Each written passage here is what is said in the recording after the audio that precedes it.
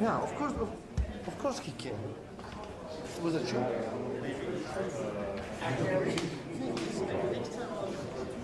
You already got me with the Jeep on the garage thing. That's a 4-letter word. Jeep. Really hard.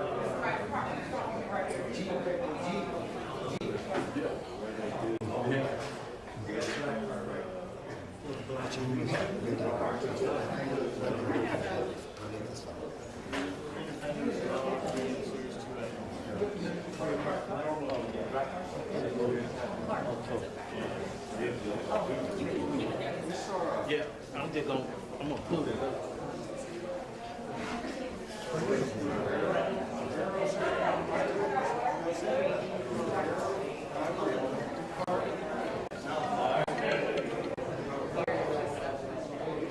Hey, Charlie. Now?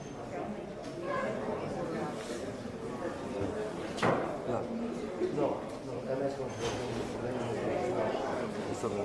No, I don't have everything. Blake. Okay.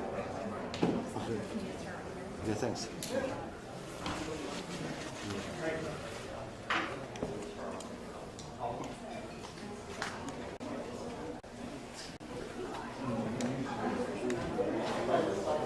Here we go.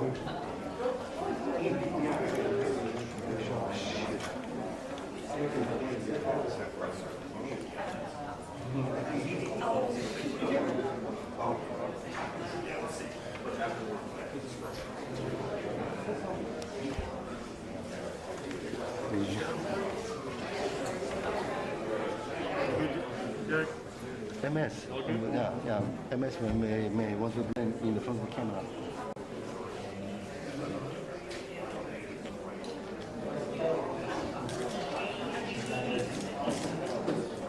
Hold on.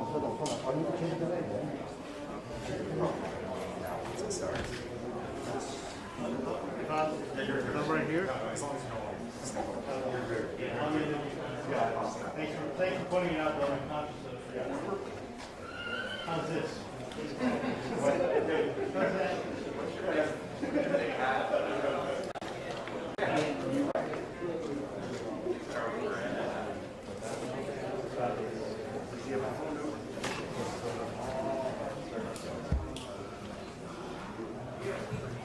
Okay, 616. Hold on, I'm going to give it to you right now. Hold on, I'm not.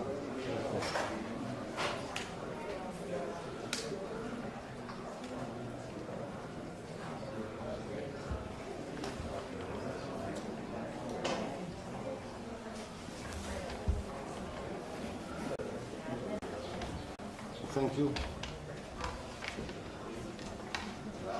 Here's the ID number.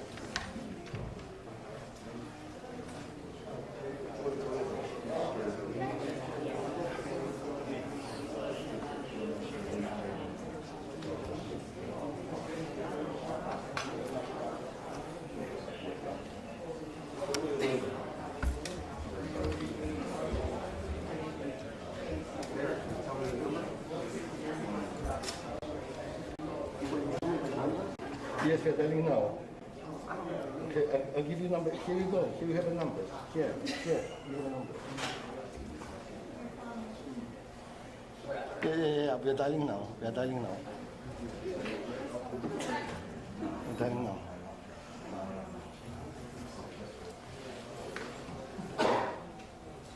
Blaine, do you hear?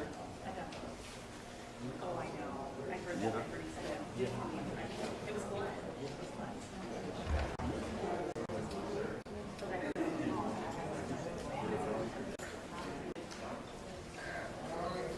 No.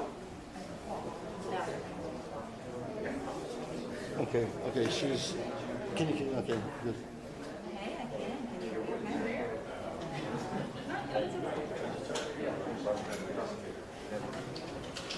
Yeah.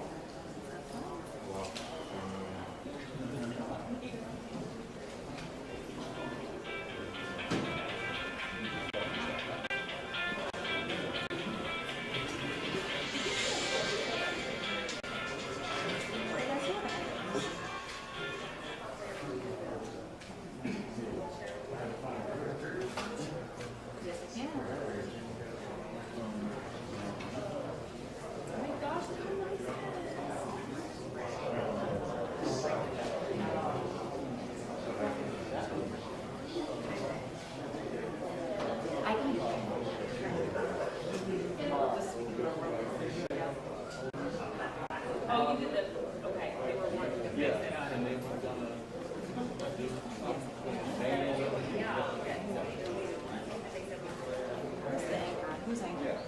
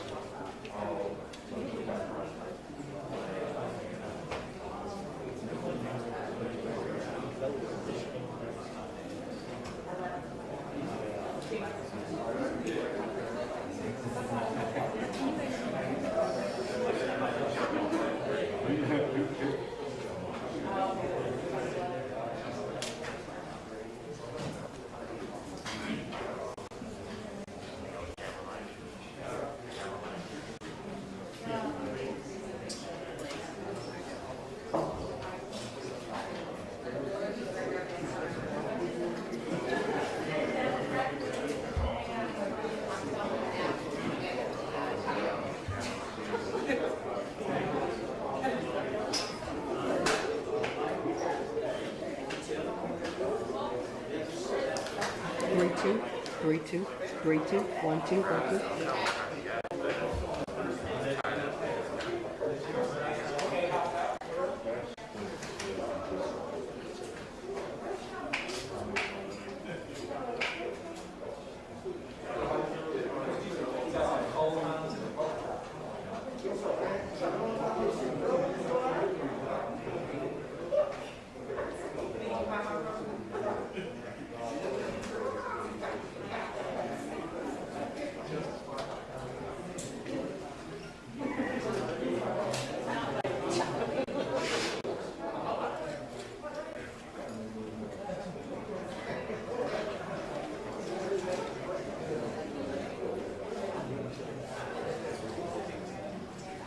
I think the most important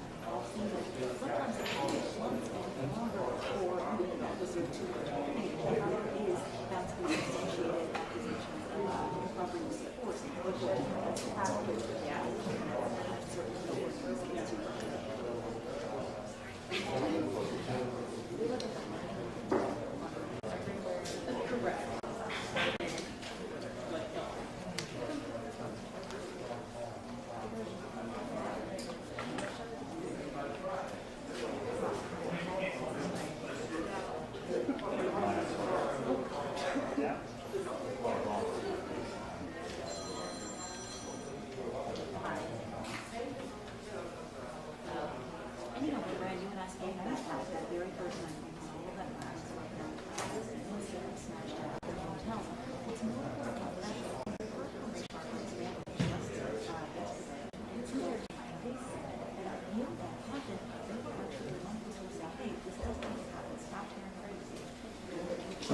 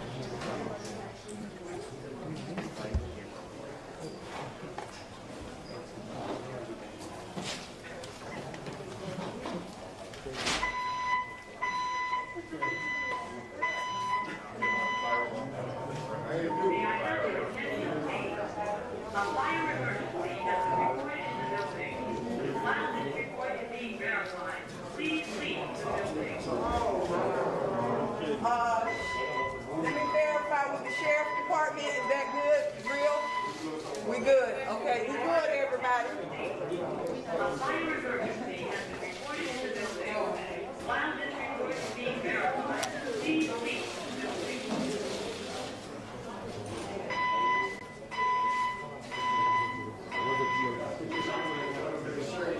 May I have your attention, please? A fire emergency has been reported in the building. While this report is being verified, please leave the building.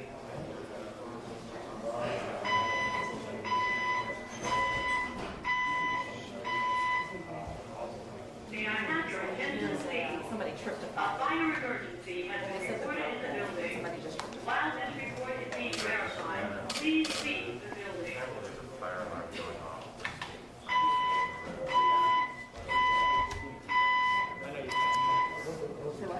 May I have your attention, please? A fire emergency has been reported in the building. While this report is being verified, please leave the building.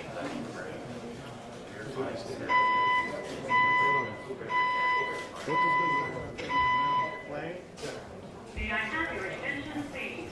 Thank you A very much. fire emergency Thank you, Blake. in the building. While this report is being verified, please leave the building.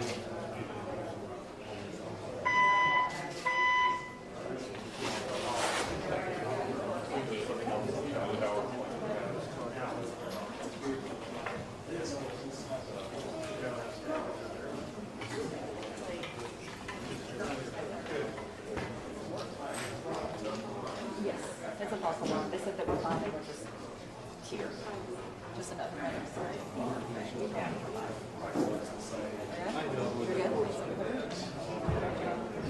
Thank you.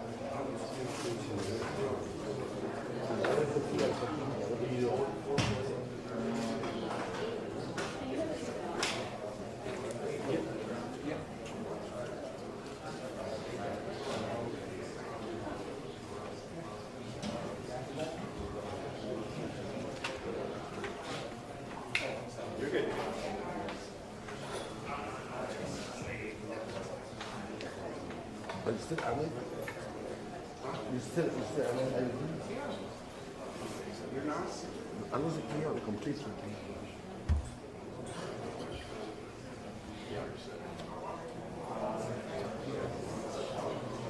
Thanks.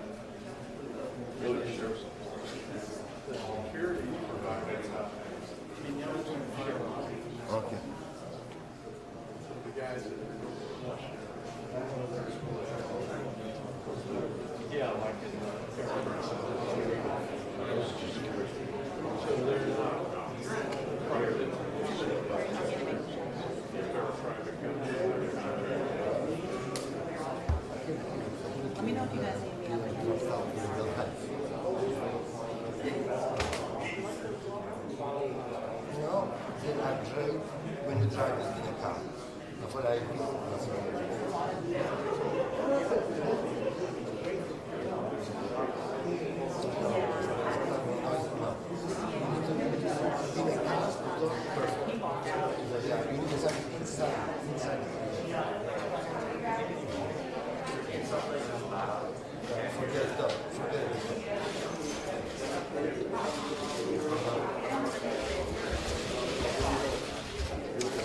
York into Atlanta, to Millers, coming back into our room and sitting down.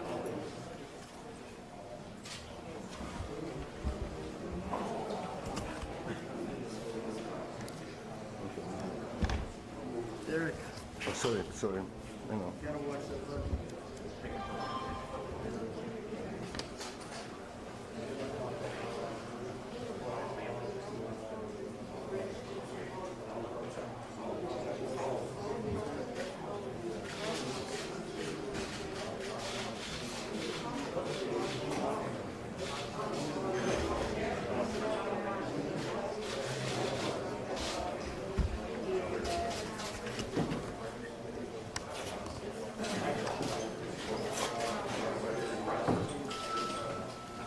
He just walked in.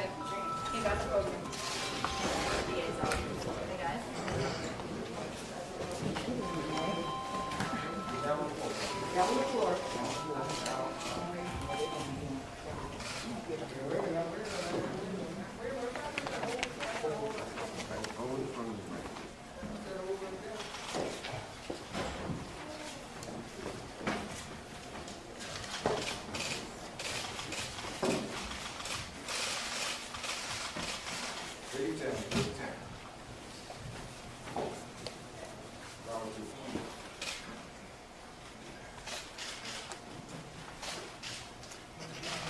Before we started today, I wanted to acknowledge Mrs. Miller, who is the husband of Rayshard Brooks. She is here today with her attorney, and after we make our presentation, she is going to make some remarks on Mr. Stewart. We also have with us today 3 witnesses from West Memphis, Tennessee, and they are here with their lawyer, Sean Williams, and we are also going to ask Mr. Williams to address you as well. Camera down, please. Thank you. So we have decided to issue warrants in this case today. Decided to issue warrants in this case today. I have with me copies of the warrants, and after my presentation, we will let you know how you can get copies of the warrants today. So the question is asked, why were we able to charge this case now? So I want to explain that we have already had an opportunity to speak with 3 of the witnesses in this case, and those are the 3 witnesses who were from West Memphis, Tennessee. We have had an opportunity to conduct interviews with 7 other witnesses other than the 3 witnesses from Tennessee. We've also had an opportunity to view, let's see if you can turn it on.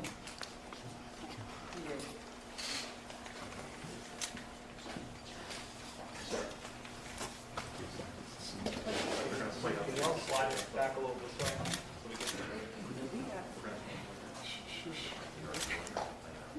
Sir, can you push it? There you go. So, Tracy, that's all right. So we have had an opportunity to review 8 videotapes, 2 Atlanta body cam tapes, 2 Atlanta Police Department dash cam tapes. We have also had an opportunity to review a Wendy's surveillance tape. We have also viewed 3 citizens' cell phone videos. With many of the videos, we had the opportunity to enhance the videos so that we could get a better look. The other thing that we have had an opportunity to do is to view some of the physical evidence. The Chevrolet Trailblazer was a vehicle that was in the line at Wendy's on the night of this incident, and it received a shot from Officer Rolfe's gun.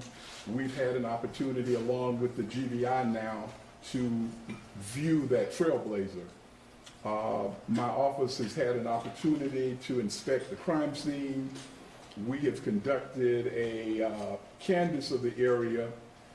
We started our investigation at about 1:15 a.m. on Saturday morning, and we have been working on this case around the clock since that time. Go to the next slide. We have spent some time examining the taser evidence in this case. We've actually examined and possessed the 2 tasers that were used.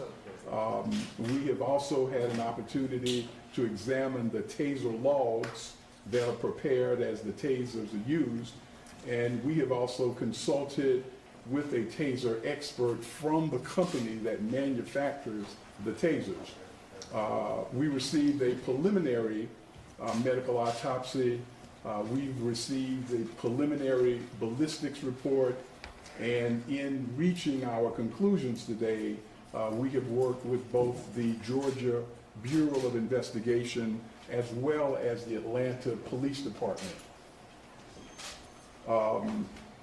This will be the 4th time that we have asked that arrest warrants are issued in a case before an indictment. This lists the other 3 cases that we were involved with where an arrest warrant was issued prior to indictment. Unfortunately, this marks the 40th prosecution of police officers for misconduct here in our county, and this is the 9th time that we've prosecuted a homicide case committed by a police officer. 8 of those cases involved black males, and 1 of those cases involved a black female. So in reaching our decision, there were some considerations that we considered important. And one of the things that we noted from our evaluation was that Mr. Brooks, on the night of this incident, was calm, he was cordial, and really displayed a cooperative nature. Secondly, even though Mr. Brooks was slightly impaired, his demeanor during this incident was almost jovial. Also, we noted that he received many instructions from the Atlanta officers, and he was asked many questions. Some of the questions he was asked repeatedly, but for 41 minutes and 17 seconds, he followed every instruction, he answered the questions. The 4th thing we noted is that Mr. Brooks was never informed that he was under arrest for driving under the influence. And this is a requirement of the Atlanta Police Department. When one is charged with DUI, the Atlanta Police Department's own procedures require that that person is informed immediately that they are under arrest. And then he was grabbed from the rear by Officer Rolfe, who made an attempt to physically restrain him after the 41-minute and 17-second discussion. We concluded and considered it as one of our important considerations that Mr. Brooks never presented himself as a threat. At the very beginning, he was peacefully sleeping in his car. After he was awakened by the officer, he was cooperative, and he was directed to move his car to another location. He calmly moved his car. Mr. Brooks was asked whether or not he had a weapon. He indicated that he did not. Without any resistance, he passed his driver's license to the officers, and the officers then asked Mr. Brooks whether or not he would consent to a pat-down or a body search, and Mr. Brooks allowed them to search him, and the search yielded no weapon. We found that it was of interest that when the officers patted Mr. Brooks down, they noticed there was a bulge in his pants. They did not pull that item out of his pocket. They took Mr. Brooks's word that that bulge represented a number of dollar bills. But Mr. Brooks never displayed any aggressive behavior during the 41 minutes and 17 seconds.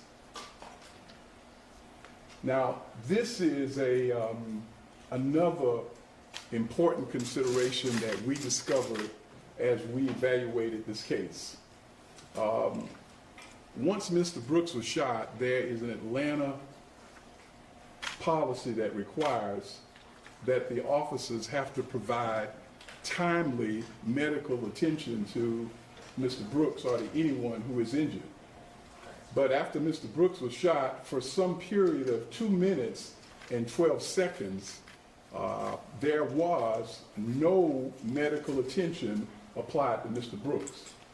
But when we examined the videotape and in our discussions with witnesses, what we discovered is during the 2 minutes and 12 seconds that Officer Rolfe actually kicked Mr. Brooks while he laid on the ground, while he was there fighting for his life.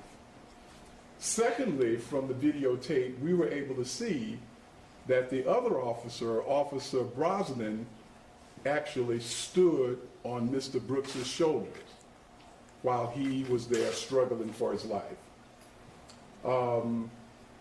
We were able to conclude that based on the way that these officers conducted themselves while Mr. Brooks was lying there, that the demeanor of the officers immediately after the shooting did not reflect any fear or danger of Mr. Brooks, but their actions really reflected other kinds of emotions.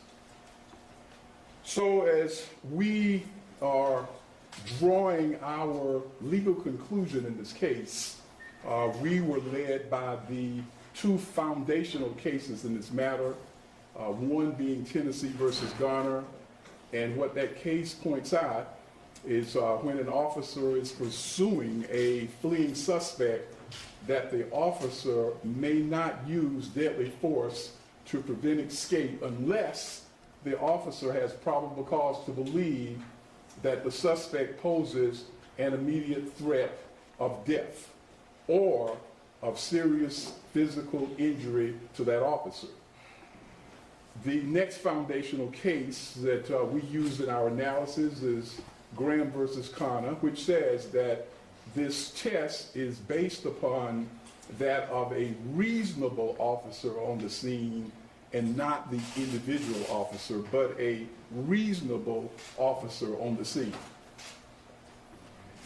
We've concluded at the time Mr. Brooks was shot that he did not pose an immediate threat of death or serious physical injury to the officer or officers. If you would get the photograph, the tape.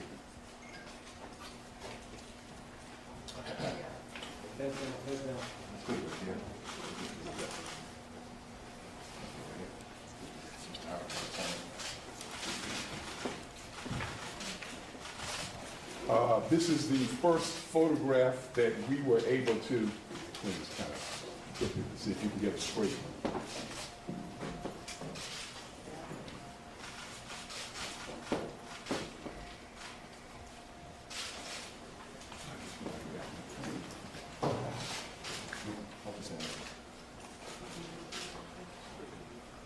What this photograph illustrates is the point that Officer Rolfe at this point was firing a taser, and this is Mr. Brooks, who was firing a taser as well, but I don't know if you can see it clearly. The prongs from the taser were actually fired above Officer Rolfe's head. I'd like for you to also look at the position of Officer Rolfe and Mr. Brooks, that they are here next to this red automobile. If we look at the next photograph,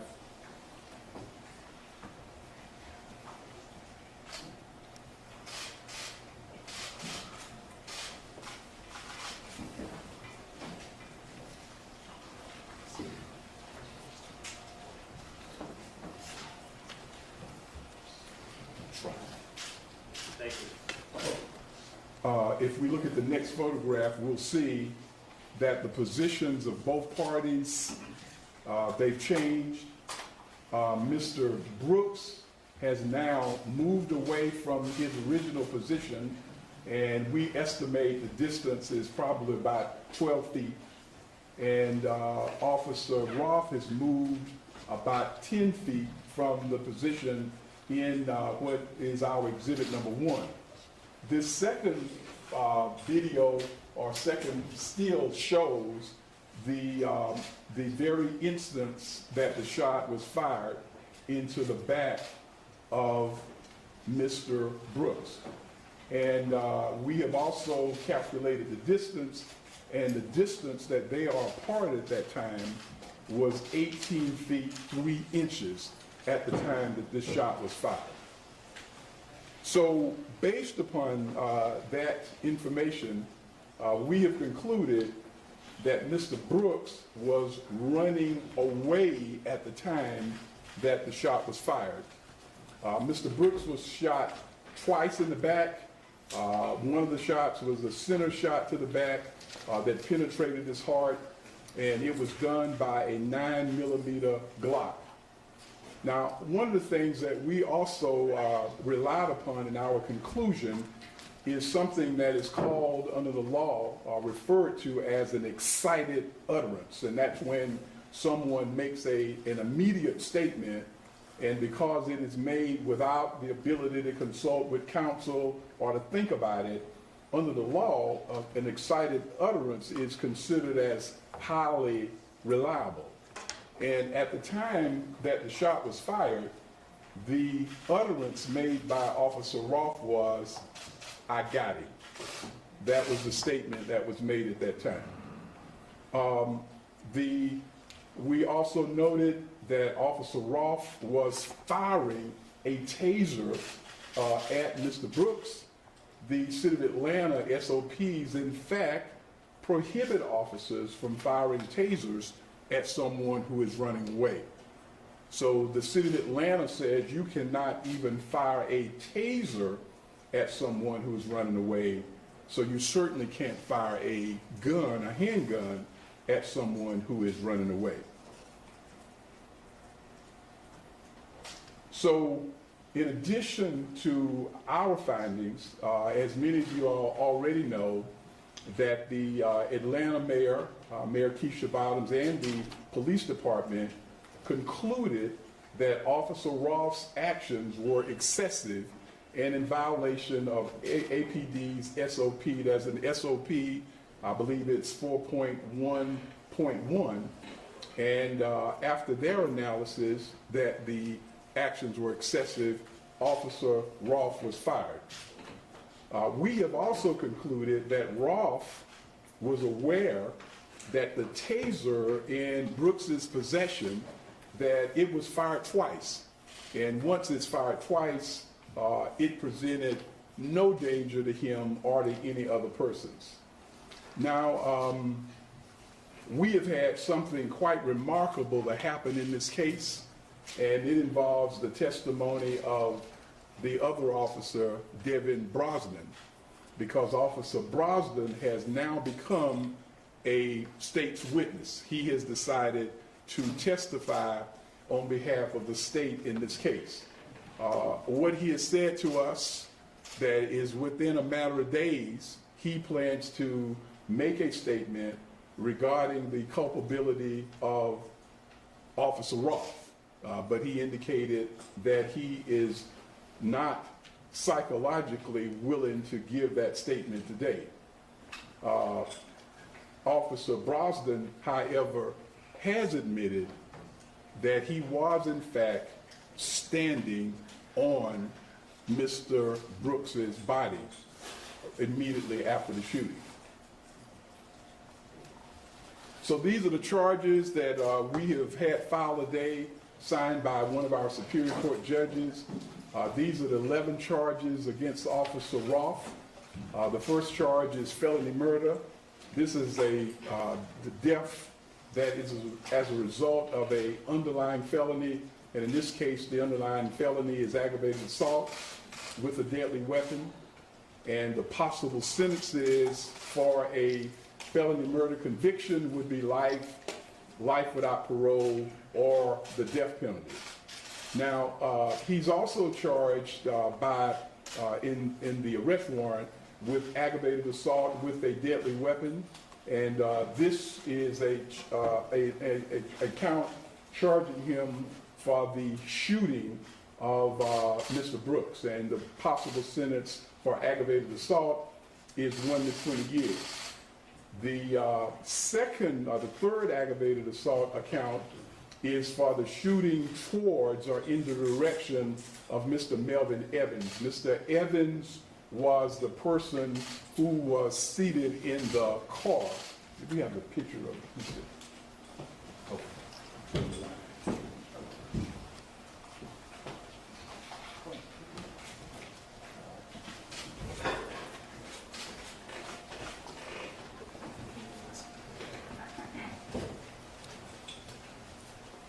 And if you would point out, this automobile is the place that Mr.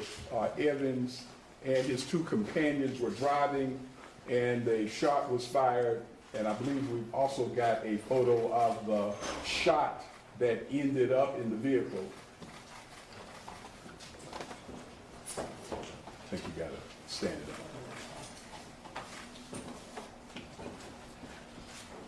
And so with count 4 against Miss Officer Rolfe, it charges him with aggravated assault for firing the weapon in or in the direction of Danielle Killians, who was in the passenger side of the front seat of the car. Next slide. Count 5 is an aggravated assault charge, and this was a charge for shooting towards or in the direction of Michael Perkins. Mr. Perkins was seated in the rear of this same vehicle at that time. There's a charge for criminal damage for shooting into that vehicle. Also, Officer Rolfe is charged with 7 violations of office. Each one of those carries a 1 to 5 sentence. These are violations of his oath of office for the city of Atlanta, arresting Mr. Brooks for the DUI without immediately informing him of the arrest, shooting a taser at Mr. Brooks while he was running away, which again is a violation of Atlanta's own SOP. Thirdly, excessive force when shooting a firearm at Mr. Brooks. And number 4 is the failure to render timely medical aid. Those are the 4 violations of oath. The 8th is for kicking Mr. Brooks, and the possible sentence for kicking Mr. Brooks is from 1 to 20 years. And we actually have a photograph of the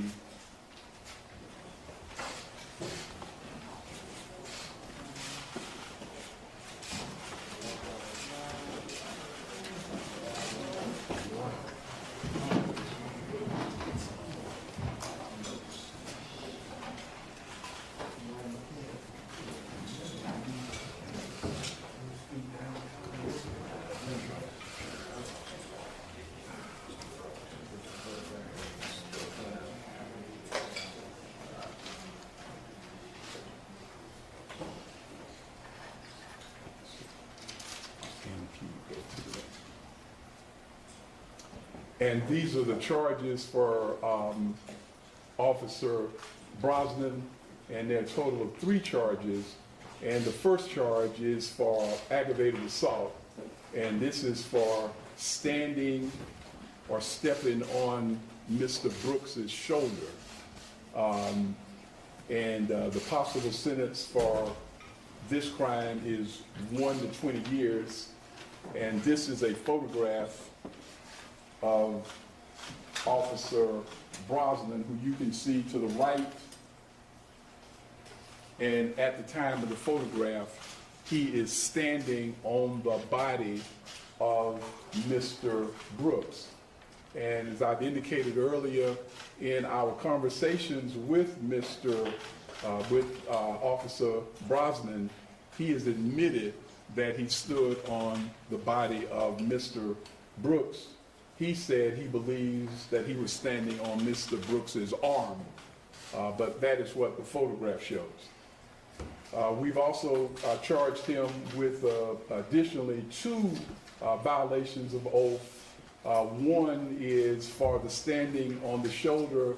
That is an unauthorized weaponless control technique which the city of Atlanta prohibits. And the second violation of oath was for the failure to render timely medical aid to Mr. Brooks. So the arrest warrants have already been signed. We are asking Officer Rolfe and Officer Brosnan to surrender themselves by 6 p.m. on tomorrow. Because Officer Brosnan is now becoming a cooperating witness for the state, we are asking the court to grant a bond of $50,000 and to allow Mr. Officer Brosnan to sign that bond. As I indicated, that he would become one of the first police officers to actually indicate that he is willing to testify against someone in his own department. As for Officer Rolfe, the person who fired the 2 bullets, we're recommending no bond for Officer Rolfe. If he is given a bond, that would be done by one of our Superior Court judges. But because of the severity of his act and then following up that act with kicking Mr. Brooks, we're asking that he not be granted a bond. I think that's it. I do want to ask Mr. Sean Williams. Mr. Williams represents Melvin Evans, who was driving the vehicle from Memphis.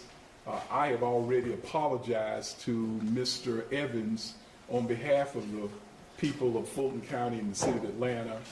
He was only down here for a short while, and it's really unfortunate that he was his vehicle was fired upon that night. Sean.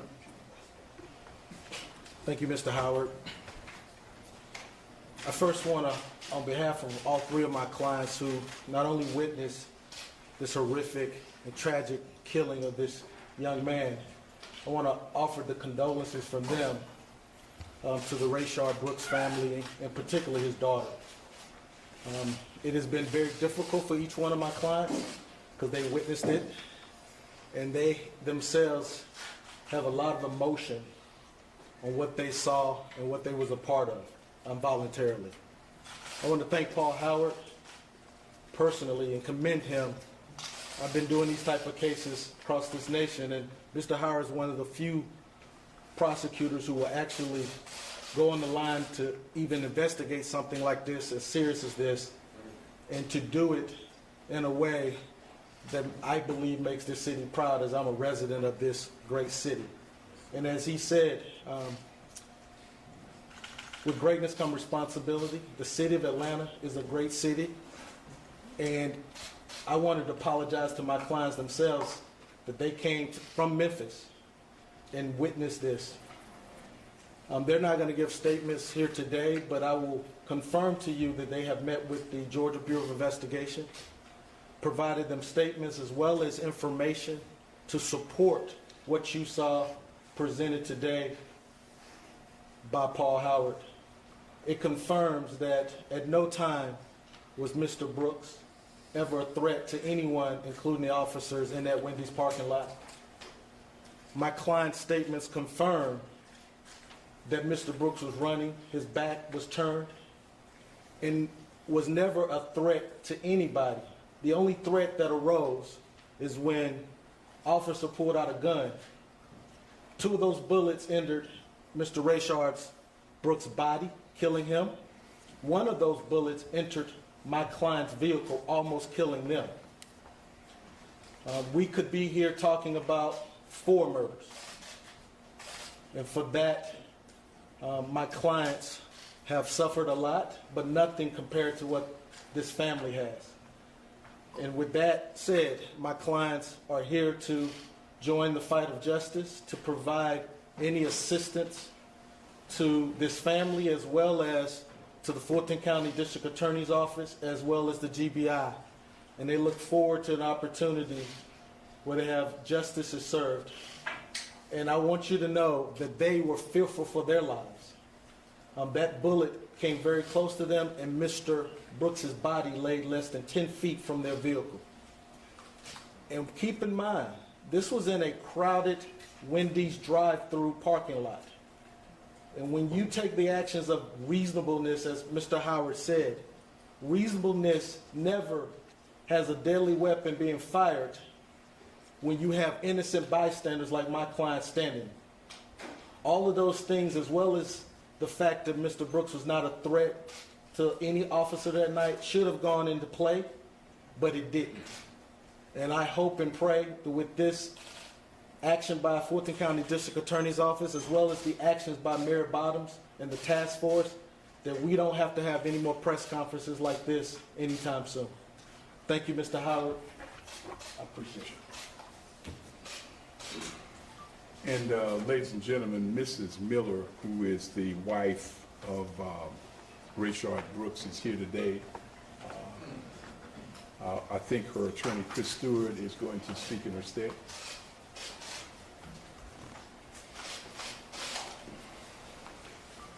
Good evening, I'm Chris Stewart from my law partner Justin Miller. Tamika is not in a position to speak right now. She wasn't aware of all of this information, just like we weren't aware, just like I don't believe the nation was aware of all of this, that the shot happened after the deployment of the taser, where he started running again, that you would kick another human being after you just put 2 bullets in his back. But even in dark times like this, you have to try and see the light. And the positivity of this situation is the courageousness of Officer Brosnan to step forward and say what happened was wrong. It is officers like that who change policing. And I know he'll probably catch all kind of problems and hate and things like that, but it's the courageousness of those type of officers that we love and support. It's the courageousness of district attorneys that are going to do their job. And we were willing to accept whatever the findings were. But that's why people elect you. Do your job. That's why you become a police officer.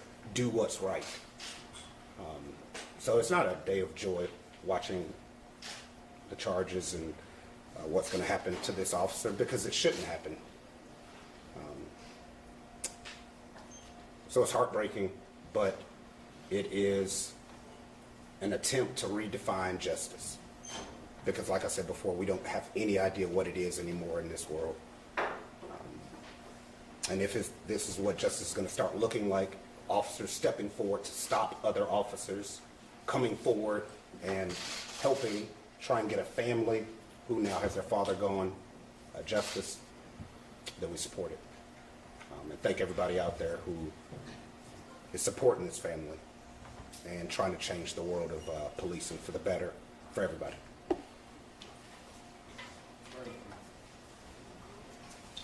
All right, I am going to try to take a few questions. I promised Ms. Miller that I would get a chance to spend a little time with her before they had to leave.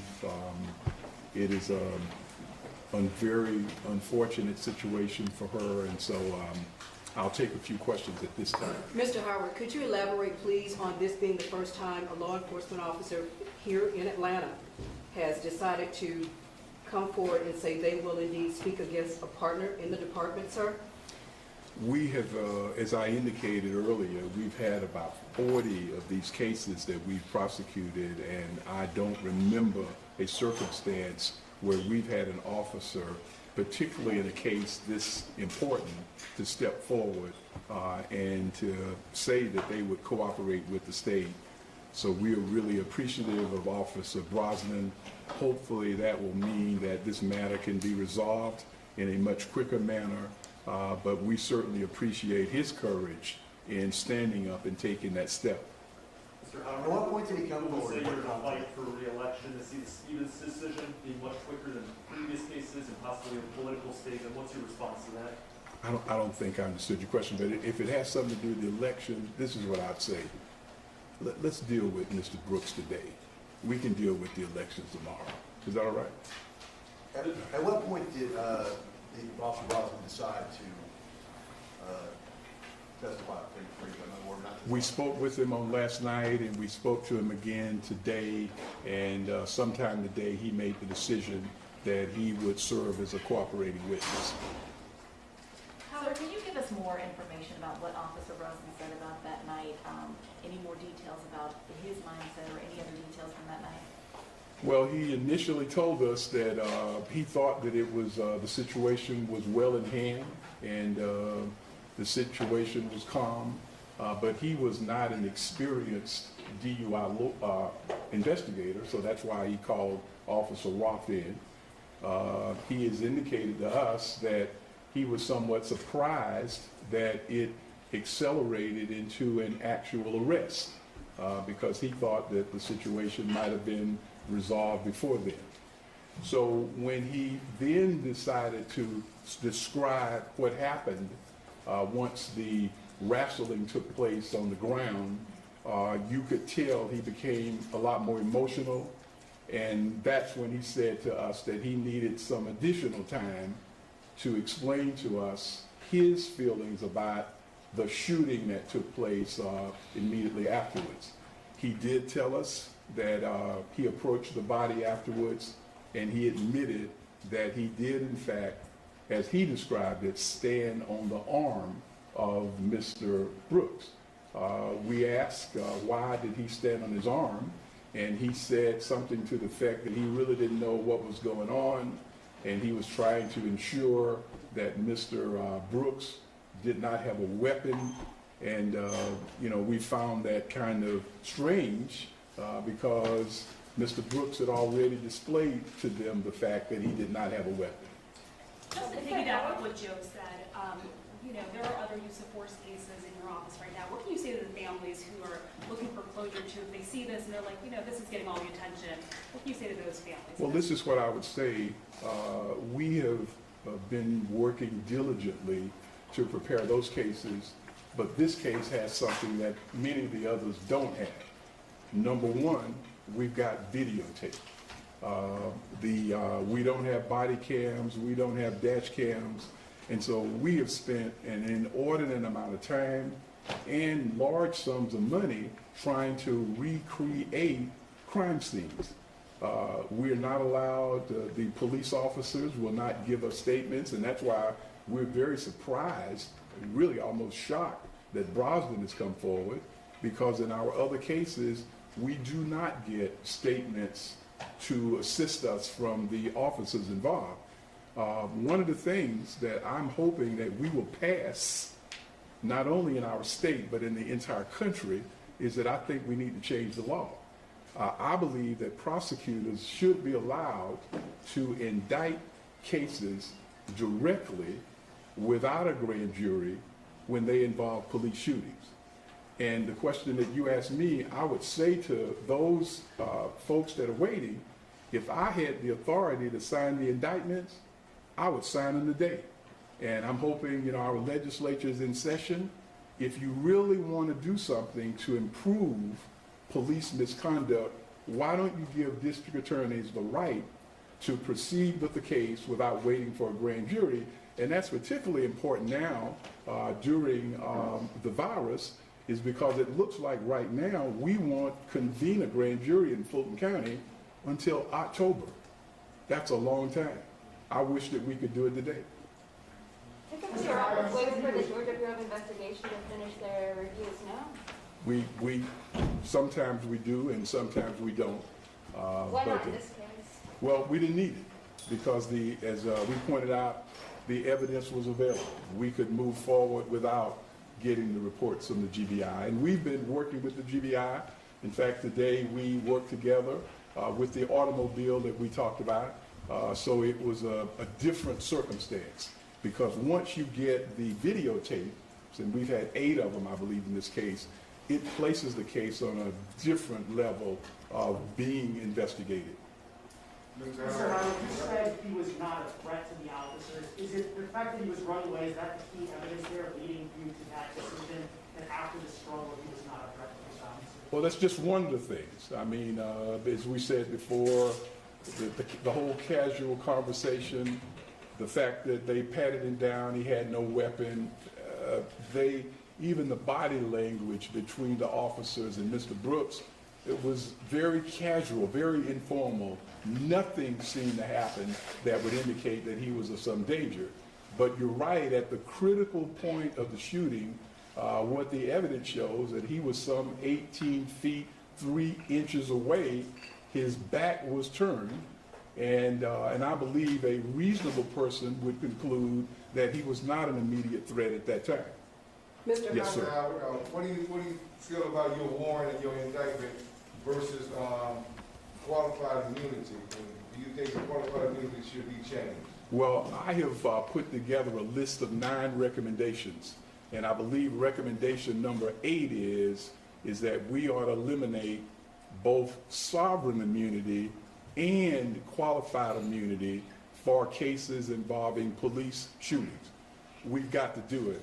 And, you know, my barometer that says to me that something is wrong with that immunity, even our good friend Clarence Thomas says something is wrong with it.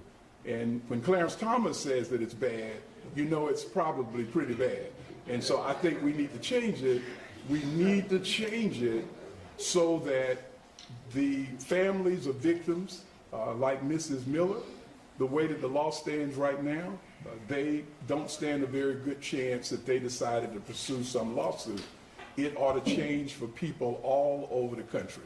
Mr. Howard, how would you characterize the work done by your team, and what happens next? What has to go into all of it now? Well, what happens next is the way that the law stands now, we'll wait for an indictment. And as the other reporter pointed out, we've already scheduled about 7 cases that are scheduled to be presented to grand juries before this one. So I would suspect that we're probably talking about January or February when we would get a chance to present it to a grand jury. I believe that should be eliminated. I don't think we should wait because the district attorney, or why can't the district attorney just sign the indictment and let the case go forward? Mr. Howard, why do you recommend no bond for the officer? What's the likelihood that a Superior Court judge will give him bond? If so, what do you think the bond would be? I have long given up predicting Superior Court judges. I do not know.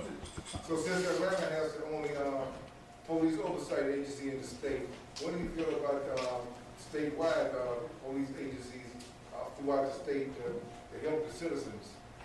Well, as I mentioned, the list of the 9 things that I'm recommending, one of the things that I think we ought to do for the whole country, if there is a police force, there are 18,000 police departments in the United States. Every one of them ought to have a civil citizen review board. But I think the citizen review board ought to be changed to require that when the city does not follow the recommendation of the review board, that failure to follow it ought to be signed off by the mayor, it ought to be signed off by the police chief, and it ought to be signed off by the city attorney. Because I know that with your board, a great many of the recommendations are never followed. And the citizens believe what's the use of having a board if they never follow any of the recommendations. And so I think it ought to change for people all over the United States, and it's really kind of sad that Atlanta is one of the only jurisdictions in the entire United States with an active civilian review board. Sir, you mentioned that Officer Brosnan will be giving a statement in the coming days. Is that to you or is that a public statement? Is that to investigators? To the DA's office, yes. Yes. So let me take one more. Officer Brosnan has already put out a statement saying that you're moving too quickly with this decision. Well, It's not at odds, but you're saying, this is how you're describing him here. Yeah, well, I would expect that he would do that, and I'm not surprised by that.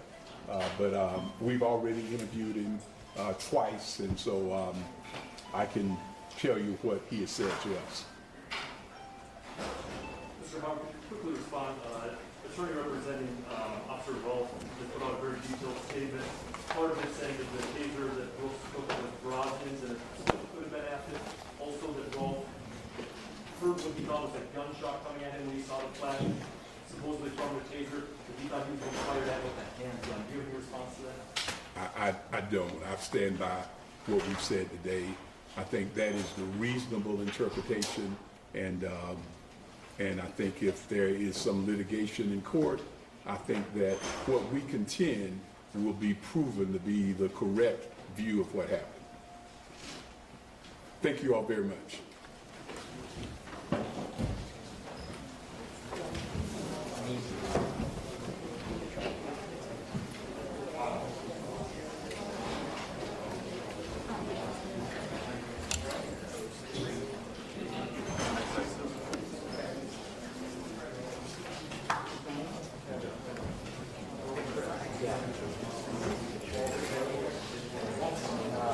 I don't have